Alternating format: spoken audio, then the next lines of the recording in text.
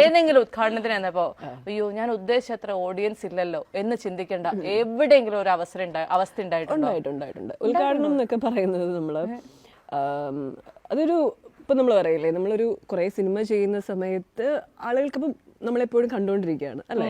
അപ്പൊ അന്നേരം ഒരാൾ വരുന്നു എന്ന് പറയുമ്പോൾ ഭയങ്കര ഒരു വൈബാണ് അതിന്റെ.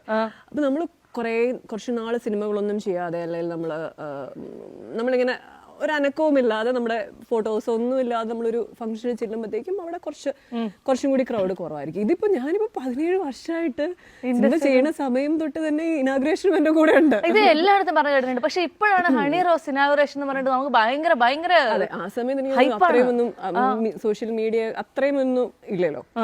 അപ്പം അത് പിന്നെ എനിക്ക് തോന്നുന്നു ഏതൊരു ലുലുവിലൊരു ഫംഗ്ഷൻ ചെയ്തതിൽ പിന്നാണ് അതിന്റെ കുറച്ച് വീഡിയോസ് വൈറലാവുക അങ്ങനെ വന്നത്. ഒരു ചോദ്യം കൂടെ എനിക്ക് ചോദിക്കണമെന്നുണ്ടായിരുന്നു, പറയുമോന്ന് അറിയത്തില്ല.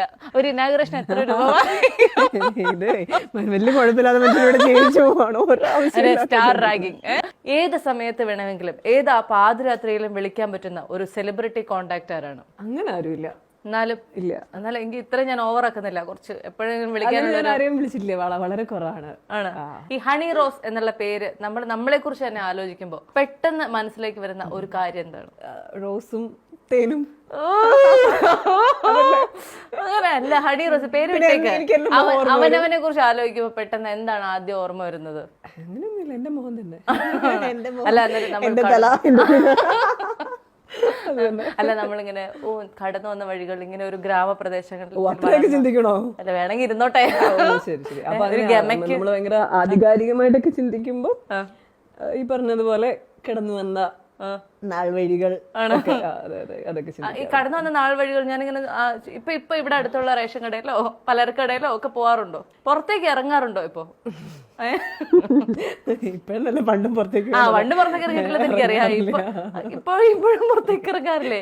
ഉദ്ഘാടനങ്ങൾ കഴിഞ്ഞ ഞാൻ ഇവിടെയൊക്കെ ഞാൻ ചില സമയത്തൊക്കെ എനിക്ക് ഭയങ്കര ഹെൽത്ത് കോൺഷ്യസ് ആയിട്ടുള്ള സമയങ്ങളിൽ ചില സമയങ്ങൾ വളരെ ചുരുക്കം സമയങ്ങൾ അങ്ങനെ വരുള്ളൂ. അപ്പൊ ഞാൻ ഇവിടെ രാവിലെ ഞാനും അച്ഛനും കൂടെ ജോഗിങ്ങിനൊക്കെ പോകും. അതാണ് ആകെ ചെയ്യുന്ന, പുറത്തേക്ക് ഇറങ്ങുന്നത്. അല്ല വേറെ എന്ത് ചെയ്യാനാ? ആൾക്കാർക്ക് അറിയോ ഹണി റോസ് ഇവിടെ താമസിക്കുന്നത്? അല്ല പുറത്തേക്ക് ഇറങ്ങാത്ത ഒരാള് അങ്ങനെ നമ്മൾ എപ്പോഴും ഇവിടെ ഉണ്ടാവാറില്ല.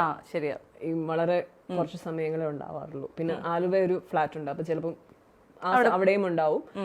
ലൊക്കേഷനിൽ വൈകി പോവാറുള്ള കുട്ടികളല്ല, കറക്റ്റ് ടൈമിന്. നമ്മുടെ ലാലേട്ടനെ പോലാണല്ലേ, വേണ്ട 2 മിനിറ്റ് മുന്നേ.